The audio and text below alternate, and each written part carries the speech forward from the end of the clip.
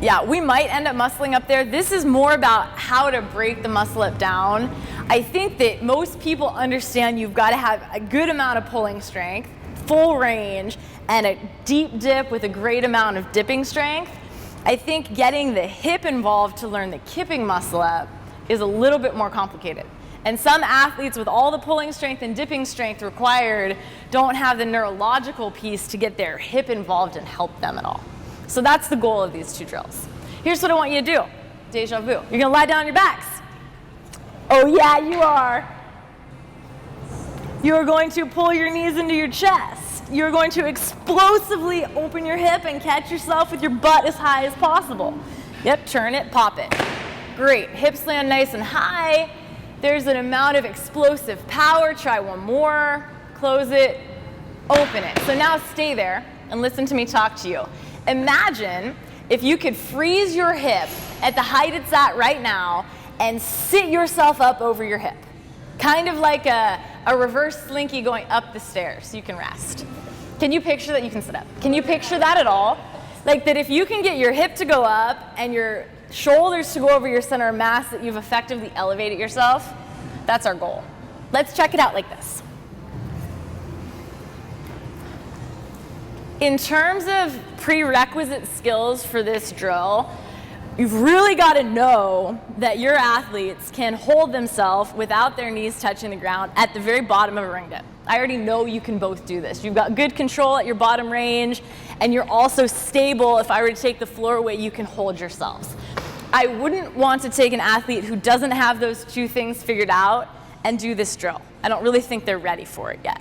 So I know you can do the bottom of your dip. I know you have control at the top without the ground. We're going to take that explosive hip opening and put it on the rings now. You are going to hold yourselves in a false grip with your arms nice and straight. You are going to close your hip, open your hip explosively, and catch yourself right at the bottom of your dip. The nice thing, my feet landed flat on the ground. I've got a great amount of tension. I can then press myself out of that position. Yep, right there. Great.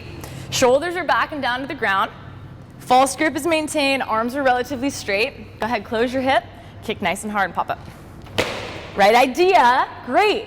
I could have seen more of a hip open. You almost skipped that detail, and that's what matters. Yep, false grip's there, hips come up, big explosive open, okay. Yeah, you open, but you didn't sit up, that's okay. The goal is to activate that hip and get a boost out of it. So who wants to do this one? So go to the bottom of your dip. Just find where you're going to. Yep, elbows nice and high. That's totally great. You can see your feet, which is handy. Go arms straight. Yep. And you're going to go big kick, sit up.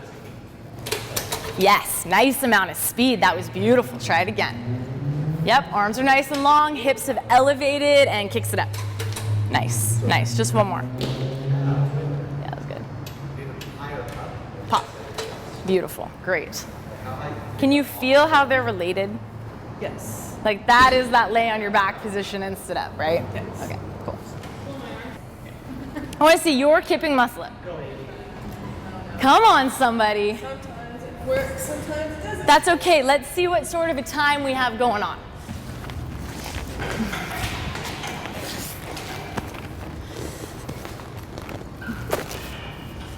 Oh yeah, that was so effortless looking. Jeez! Good job, Amy! Yeah!